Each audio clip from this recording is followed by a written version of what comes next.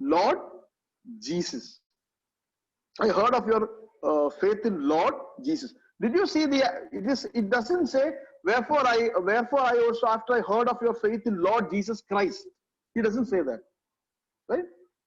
He just says, wherefore I also, after I heard of your faith in the Lord Jesus. Why he has not mentioned Christ there? Right? He should have mentioned it as a whole. He only says Lord Jesus. Why he is saying that is because he is emphasizing he's trying to tell them, I have noticed your faith about Jesus as your Lord. Right? Not only as your Christ, but as your Lord. Right? What he's saying is that he knows that Jesus is ruling their lives. My dear friends, if you think about it, many of us are saying, we say, yeah, Jesus is God. We know, Jesus is God. We agree. Everybody agrees. And then we say, we close your eyes and receive Jesus into your life. So, Kartave, come into my life. You say, okay, that happens. But then what happens is, then right after that, we go and live life as we please. Right? We go and live our life as we please. Now, that is not what the Bible says. That is not how we are to. When you receive Jesus Christ as God into your life, he is also becoming your Lord. When he becomes, what does it mean to make him your Lord? What it means is, when he becomes the Lord of your life, that means he is the one who is going to rule your life. Right? You agree that Jesus is God. You agree there is only one God. Yes, there you say there is only one God. There is only one God who is the triune God. You say Jesus Christ is God. Yeah. Even the devils believe that. You know that, no? Even the devils believe that. And then the Bible says, if you confess with your mouth and believe with your heart that Jesus is Lord. Jesus is Lord. So you believe that he is Lord. Lord of who? Lord of what? Lord of your life. Is he your Lord? Is he the Lord of your life? Do you see? That is what you see here. Apostle is saying, see, when I look at you, dear Ephesians, when I look at you, I am seeing your faith in Jesus as your Lord. That means, when I look at you, my dear Ephesians, I am seeing Jesus Christ ruling your life. Who is ruling your life? Jesus is ruling your life, right? All the areas of your life is subjected to the desires of Christ and his priorities, and you are willing to be scrutinized by him. All the areas of your life, you have not kept anything away from him. You have given everything to him. You have declared him to be the Lord of your life. You are not keeping anything away from him. Everything, your health, your wealth, your family, your job, right? Everything that is related to you, your children, right? Everything that is related to you is under the control of Jesus Christ. That means you are going to implement the laws of Jesus Christ in all these areas. Apostle is saying, my dear Ephesians, when I look, therefore, when I see that, I have, because of all these things that have happened in your life, I also see that you are really living your life where Jesus is the Lord of your life. Right? Look at this. 1 Corinthians chapter 10 verse 31. Actually, that is what it is saying. 1 Corinthians chapter 10 verse 31. Whatever you do, whether you eat or you drink. Whatever you do, whether you eat or you drink, whatever you do it for the glory of God. What does it mean? That means whatever you do, whether you say something, whether you eat something, eating and drinking is simply symbolic of the most mundane and menial, functions of life. Right? That's what it says. For everything, for something as minimal as your daily routine, as ordinary as what common things of life, as eating and drinking should be, all these things, everything is submitted, is surrendered to the will and control of God. Right? Jesus is your Lord. You just don't say, I believe that Jesus is only God. Fine. Okay. Do you know the devils also believe that? Right? The devils also know. Yeah, even the demons know that, isn't it? That's what James says. Even the demons know that and they shiver. Right? They shiver. So, that is not enough, my dear friends. He must become the Lord. See, so Apostle is looking at the Ephesians' life and he is seeing that. Apostle realizes that, how these blessed Christians, how they live. In their life, priority number one is given to Jesus Christ because he is their Lord. Jesus says, come, I will give you my yoke. What is that yoke? I will give you my yoke. Right? Right? My yoke is easy and my burden is light, he says. Right? Come unto me, all you are. I will give you rest. For my yoke is easy and my burden is light. What is that? What does it mean? Right? Let's look at that. Matthew chapter 11. Look at this.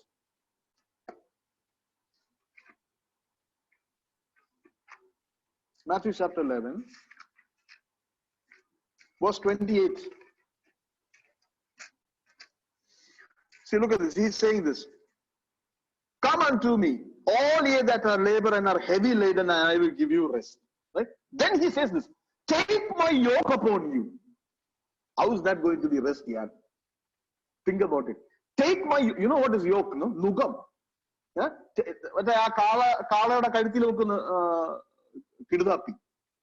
Right? The thing that they used to pull the cart. Right? So when Jesus is saying, come, you come to me, I will give you rest. How do you get rest? Take my yoke upon you and learn of me, for I am meek and lowly in heart. And he said, for my yoke is easy and my burden is light. So Jesus is saying, you come because you are tired. You are pulling everything in your life. Imagine there is so much of, put all your burden, your financial burden, your relationship issues, your sickness, your past, everything. Put everything onto one cart. Put it all onto one cart. Okay. All the issues that you are struggling right now, right? All the problems that you're having in your life, put it all inside a cart, a big cart, a bull cart, right?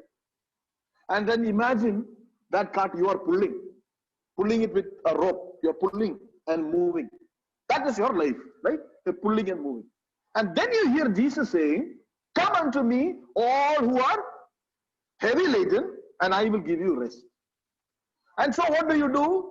You put down the rope that you're holding, you put it down. I want you to picture it in your mind, okay? Be creative here. Picture it. You're pulling that cart with all your problems. There is one rope in your hand and you're pulling it. And then you hear Jesus say that, you run to Jesus. And then you know what Jesus says? Here, take my yoke upon you. He gives you one nugam. Now tell me, my friends, how is it possible? How is it going to put your burdens down? You see, if it is not possible to pull a cart freely without the help of a yoke. If you imagine you tie one rope around the neck of a bull and you tie that bull onto that cart. If you hit the bull and if the bull pull the cart, will it move, my friend? There is no control, the weight can't be controlled. The weight will go this side and the rope will tighten on the neck of the bull and the bull can't pull it, and however it tries, the noose will tighten and finally it will break its neck and die. Right? But when you have the yoke on your neck, the pulling of the cart is easier. Right? Nowhere Jesus says, if you come to me, I will take away your burden. He doesn't say that. Does he say that? He doesn't say that. But you will be able to pull it, my friend. You will be able to pull it. In spite of the difficulty. You see, everybody around you are pulling. Everybody around you are pulling some sort of a weight, right? Everybody is pulling their life, right? We are also pulling with them, but we have a yoke on our neck. And that yoke, the Bible says, is easy and is light. That yoke is the lordship of Jesus Christ. That yoke is to accept the ruling of Christ in our life. That yoke is to say, here I submit my life, my family, my business, my job, my health, my everything into your hands. That yoke is to say, Jesus, every decision I make, I am going to make the decision on the basis of what you want and what you do not want. That is that yoke. And when you wear that yoke on your neck, when you when you say, Jesus is the Lord of my life, and I am going to live my life, I am going to do everything according to what He says, what His word says, then Bible doesn't say all your problems will go away. He can make it vanish, and He does that also, right? But He says, even though I walk through the valley of the shadow of death, He doesn't say, I will take you out of the valley. He says, my rod and my staff will comfort you in the midst of that valley. Right? Right there. Apostle is looking at the Ephesians and he's saying, what is he saying? Wherefore I also, after I heard of your faith in the Lord Jesus, not Lord Jesus Christ, Christ I know, Christ I കഴിഞ്ഞു, they are saved. Christ, who is the Christ? He's the deliverer, he's the Messiah, right? Christ is the Messiah. Yes, the Messiah came, they received the Messiah into life and they are saved. But they are not only saved, they are living their life in obedience, right? They are living their life in obedience and apostolism. That's why he's saying, I'm looking at your faith in the Lord Jesus Christ. You are living your daily life, displaying the lordship of Jesus Christ in your life. I praise God for that, right? And then he says another thing. What is it? And the love you have for other saints. You see, not only the lordship of Jesus Christ in your life, but also the love that you are displaying. Yes, the love that you are displaying in front of, displaying between each other, right? For other saints. So when he's, so these two characteristics, he says, right? Two characteristics that they have. One is their total submission to Jesus Christ as the Lord of their life, and their submission to the church, to the fellowship, to one another in Christ. See, they're submissive, right? Their submission is displayed in their love for one another. How is that submission displayed? That submission is displayed in their love for one another, right? So where there is true faith, my dear friends, their love will also be there, right? Two characteristics that Apostle is saying that is evident in the life. And because of that, and because of all these things that have happened in their life, because they were adopted as children, because they have experienced the redemption of God through the blood of Jesus Christ, because of the wisdom and the prudence and understanding God has given them to see the ultimate plan of God, because of all this, and because He is able to see a true love, faith in them by making Jesus Christ their Lord of every areas of their life, and because of the love that they have for other Christians, love that is the evidence of submission to one another, right? He says, I thank the Lord for you guys, and I pray to the Lord for you, right? Notice this, he says, your love for who? Love unto all the saints, right? Not only saints from Ephesus, not only saints from, anybody who is a child of God, they love.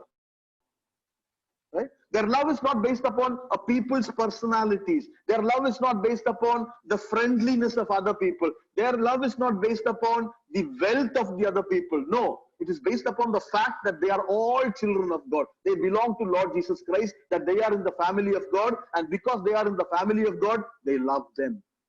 Anybody who is a child of God, there is that love, right? And that is, Apostle is able to see that in the life of the Ephesian church. You see, this is something that we must learn, and we must examine our life. Are we displaying the Lordship of Jesus Christ in our life? Are we showing Kartavinte Prabhutvam നമ്മുടെ ജീവിതത്തിലുള്ള in all the areas of our life? Is he in control? Is it evident? Right? And then also, do we display that sort of a love for other believers, other children of God? Do we do that? You see? And this is what we must learn, and this is what we must experience. This is what we should be, executed in our families. This is what should be followed and imitated in our church. This sort of love and this sort of lordship. If we want harmony in our home, if we want harmony in the church, we must learn to love our brothers and sisters, irrespective of what class, what type of people they are. You see. And these two qualities Apostle is able to see in the life of these Christians, these Ephesian Christians, right? You should understand this love, this love that Apostle is seeing in their life is not a duty of the Christian. It is not just a duty. It is not just a responsibility. Then what is this? This is the evidence. This is the evidence of the presence of God in the lives of these people. Right? This is the evidence of the presence of God in the lives of these people. What is the evidence? That they are able to love all the saints. Right? Look at this. 1 Peter chapter 1 verse 22. 1 Peter chapter 1 verse 22. 1 Peter chapter 1 verse 22. See, ye have purified your souls in obeying the truth through spirit unto unfeigned love of the brethren.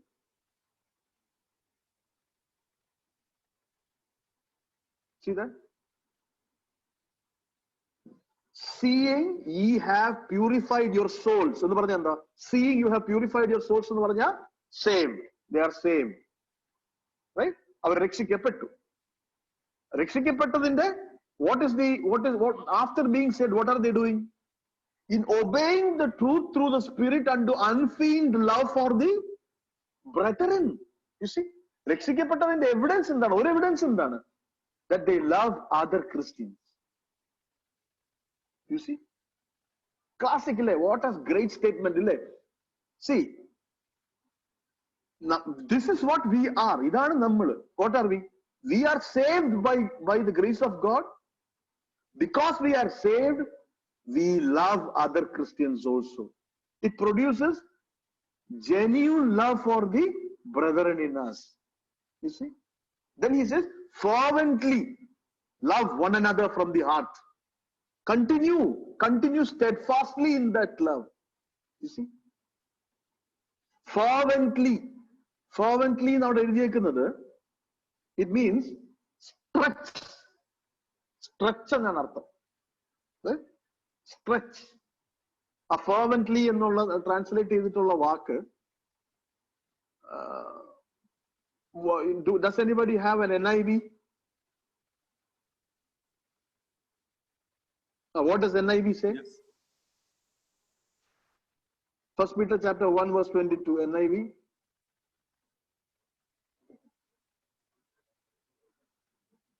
Tell me, all other than KJV, what all translation is there? Give me that word. Amplified or Amplified Bible? Verse 23. Amplified. Yeah, let me listen to that. NIV, sincere love. Sincere. Okay, look at that word. But in KJV it is fervent. In NIV it is sincere. Okay, another translation. Love one another deeply. Deeply. That is what translation? This is also NIV. NIV. Okay. Is there any other translations? verse 23.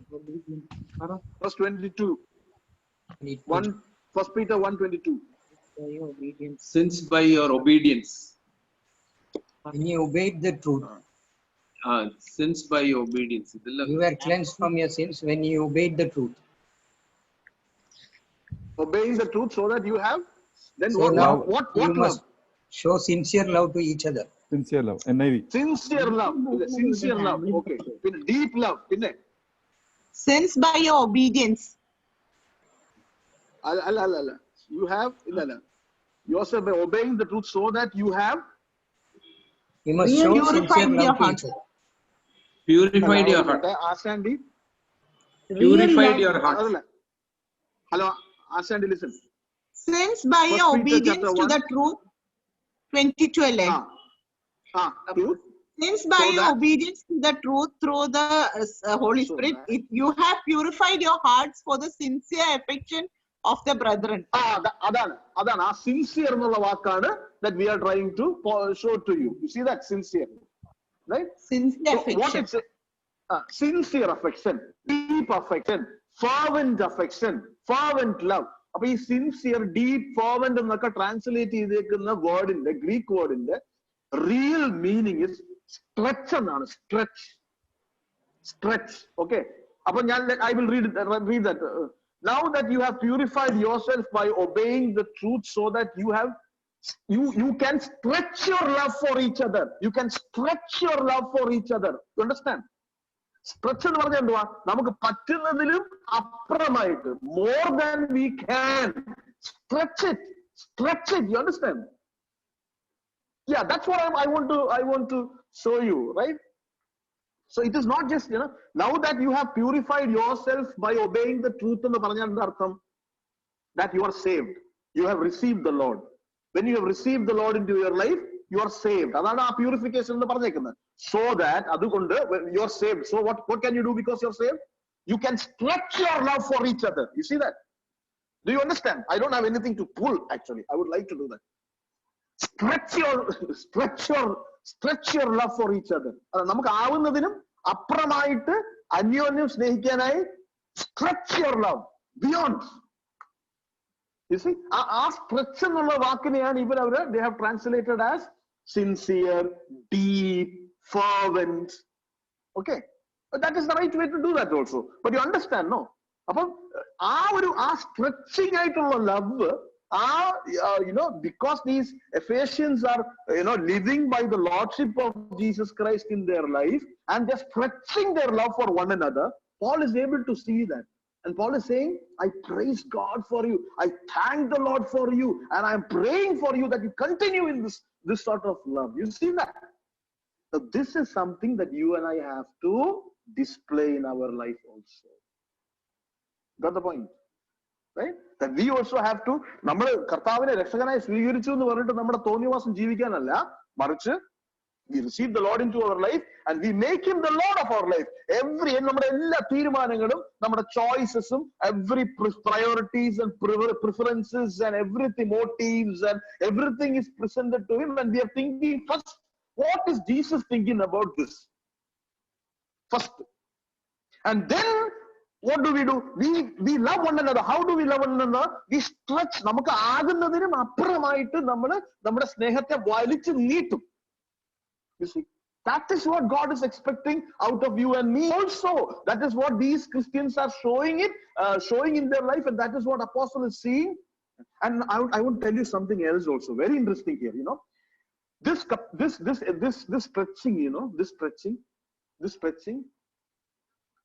this stretching is not a commandment. He is not commanding us to do that, but it is a capacity. It is not a commandment, it is a capacity. You understand? That means anybody cannot stretch their love like that. Right? A commandment is for somebody. If somebody commands you to do it, you must do it, right? If somebody commands you to fly, will you be able to fly? No, because you don't have the capacity to fly. But here the Bible says, stretch your love എന്ന് പറയുന്നത് apostle is pointing out a capacity that you and I have, Christians have, but only Christians have, others don't have that. We have the capacity to stretch our love. Everybody doesn't have that, my friends. You can't blame an unchristian for not stretching his love to love you or do those things that is necessary. But you and I, we have a capacity to stretch our love. You see, it is the capacity that is given to you and me. It is an ability that is given to you and me. And he's saying, you have the ability, so you stretch it to the maximum. Stretch it to the maximum. This is what we're doing. Who? The Ephesian church. This is what they were doing. Their faith was on Lord Jesus. He was their Christ, and now he is the Lord of their life. And they have the capacity to stretch their love, and they were stretching their love and loving one another. Right? Stretching is more than we tie a belt, or I don't know. It may not be familiar for you, but it is very familiar for me. You take one belt, you tie around. Belt is not falling on the hook. Why? Because 3 inch koodi. Right? So you pull it. Right? You stretch it again. Right? Pull it to put and then your stomach around. What are you trying to do? You're trying to pull, and you're stretching one step more to connect with that hook. You see? So he's saying stretch your love. It is a God-given capacity, my dear friends. Right? He's calling us to stretch your love between who? Between the brothers and sisters. Right? You got to stretch your love to love your wife. You got to stretch your love to love your husband. Maybe the wife and husband is not such a great help for you. Maybe that husband and that wife is nagging you very much. Maybe there is a problem. My wife stretches a lot to love me. I believe. Right? So we have to stretch. We have to stretch, right? Right. That is the commandment. Stretch your love, more than you can. Stretch it. Stretch it. You see how much God stretched this love? For God so loved the world. Right? That's a big stretch, right? Yeah, that's what he's saying. Right? So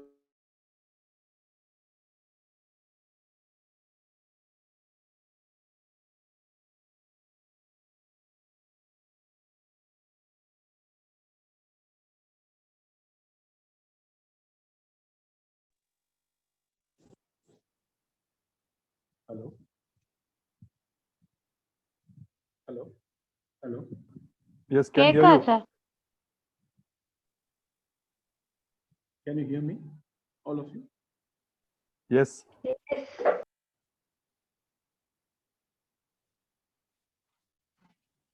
Yes. Welcome. Wait a minute. In the headphones.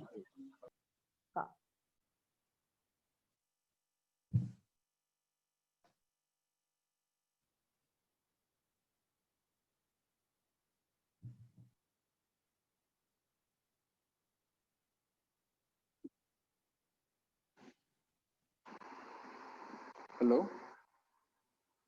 Yes. Yeah. Can you hear me now? Yes. Kalka. Yes, yes. Yeah. Good. Okay.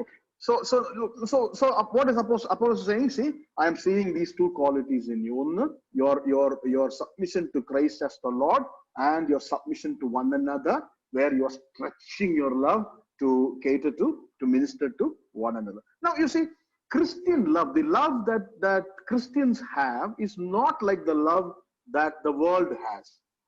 Right? Christ himself says, I love, you love them not like how the world loves, but I love them differently. So see, this love, the world has got its own definition of love. World defines love in its own way, right? But God is the one who is love, right? God is love. That's it. God is love. And he never defines love, you know that? God never, see, world defines love in different way, different types of love is there for the world. right? And most of that love, most of all, the love that comes of the world is perverted love. It is the perversion of real love. And they define love in different way, right? They ask you the question, well, what is wrong? What is wrong if somebody spends, some intimate time together without being in the, married relationship? For the world says that is also love. Okay?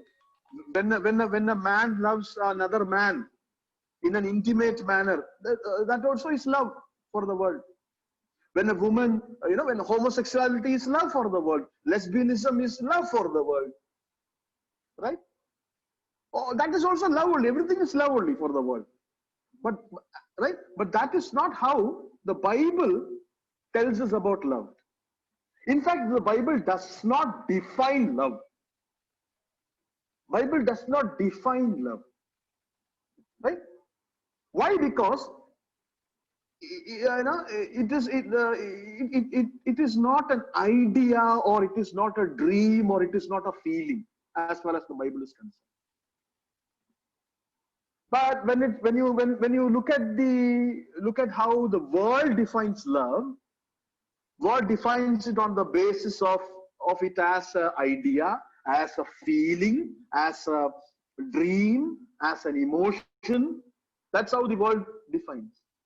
Right? But that is not how the Bible defines love. Why? Because Bible never considers love as a feeling. Bible never considers love. See, whenever the Bible speaks about love, it speaks about love as an activity, as a deed, as an action. Bible never speaks about love as an idea or a dream or a feeling. Bible doesn't speak about love as butterflies in your stomach, right? Bible never does that. Bible always speaks about love as an action.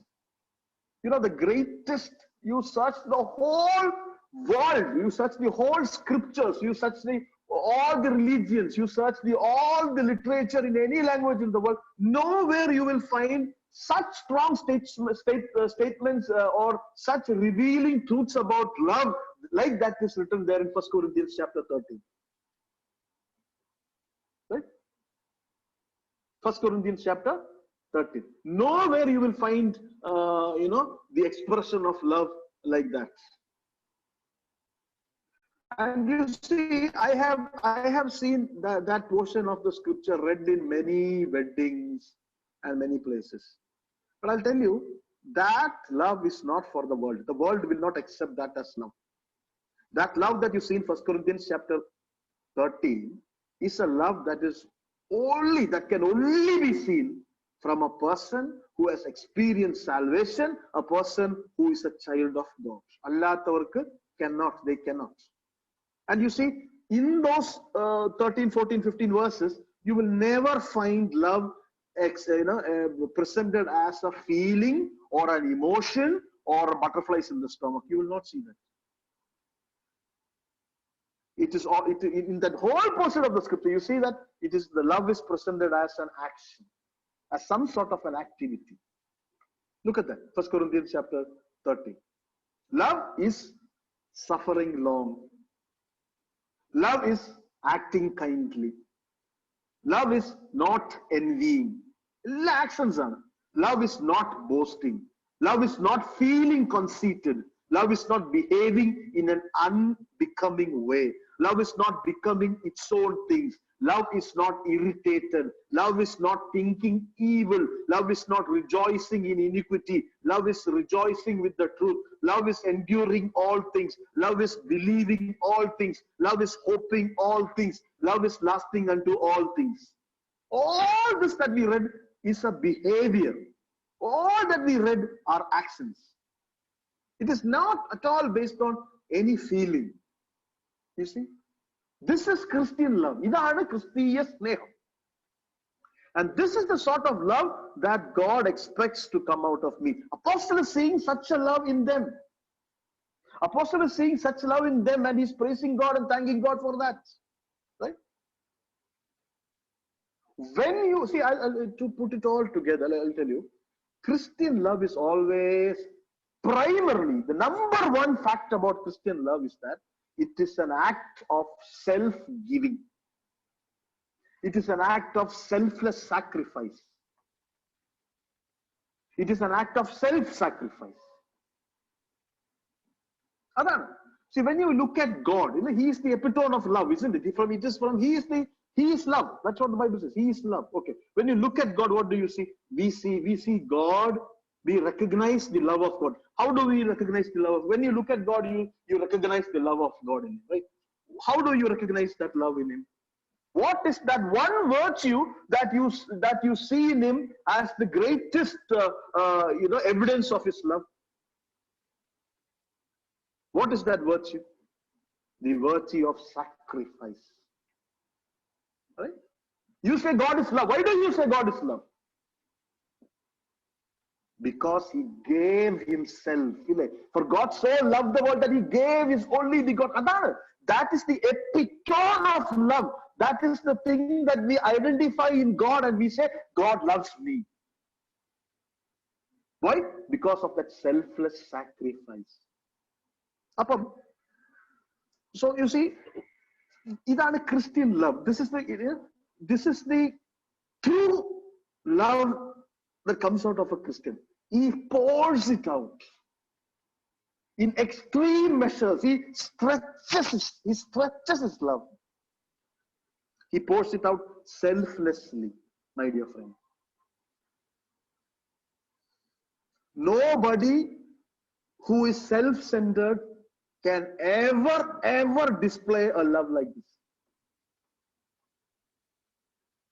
Right? No self-centered person can ever display a love like this. Whether it is towards your wife, whether it is towards your children, whether it is towards your other believers in the church, whether it is towards your neighbors, whether it is towards the lost, no, not possible. Such a love can only be expressed when you are selfless, when you sacrifice.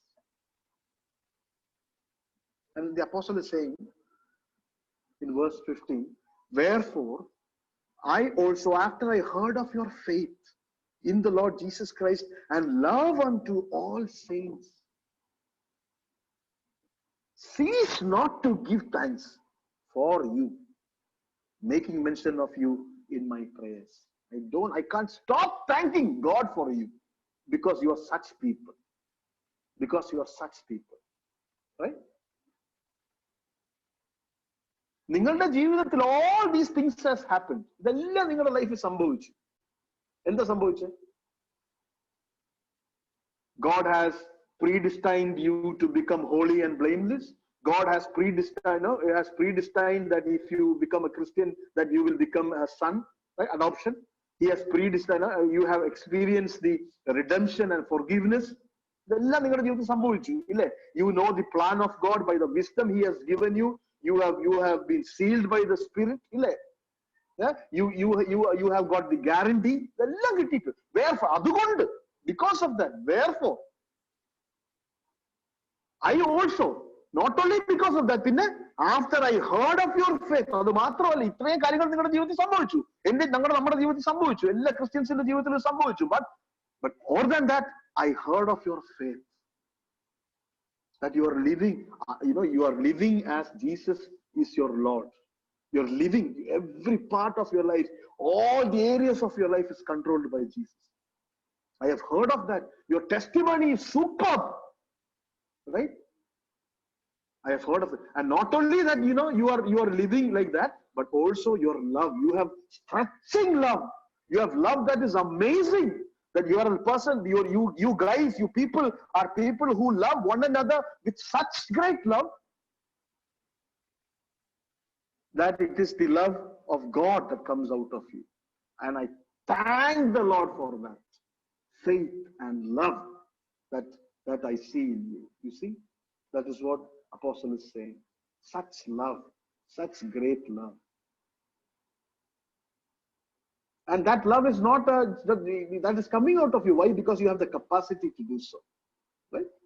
It is not a, it is not a feeling, it is not an emotion, but you are meeting the needs. You are sacrificing yourself for other Christians, for other believers, other children of God. That's what he's saying. So, my dear friends, as we come to an end this evening, let us ask ourselves this question. Are we people like that? Are we people like that, my friend?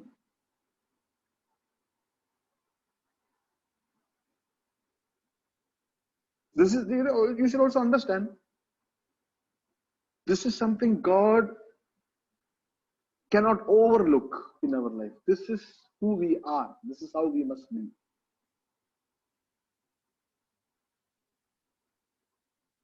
When you're stretching your love, doesn't mean you are a foolish fellow who will not speak loudly, who will always speak quietly, who will will not speak against evil, who will not make any decisions that will not hurt any other people. It doesn't mean all those things. Okay? What does it mean? It means you are a person who have the knowledge of your God in your mind. And on the basis of that knowledge, on the basis of that wisdom, you will stretch yourself. You will sacrifice yourself for the benefit of other brothers and other sisters who are there. You will stretch your time. You will stretch your patience. You will stretch your, your wealth. You will stretch your, everything that is there. That is the sort of love. Can we see that in us, my dear friends?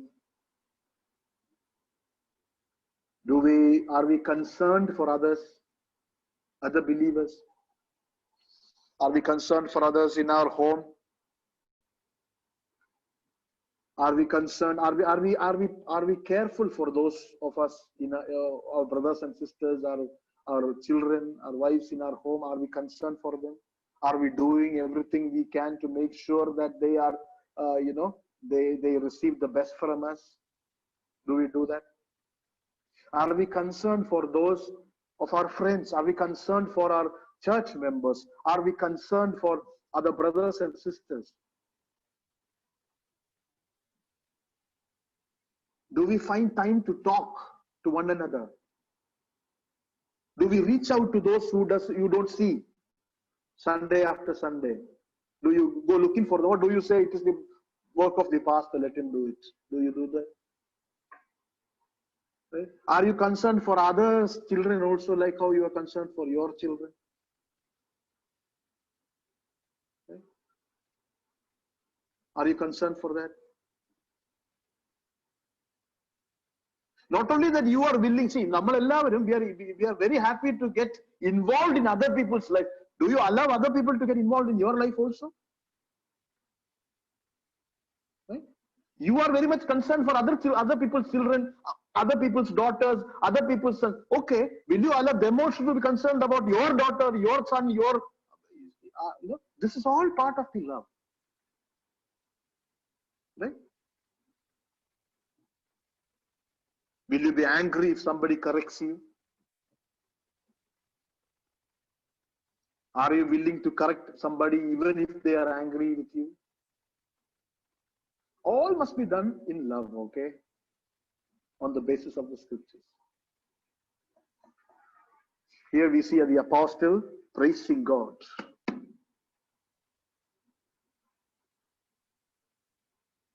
Can we look at the Lord and praise Him for each other?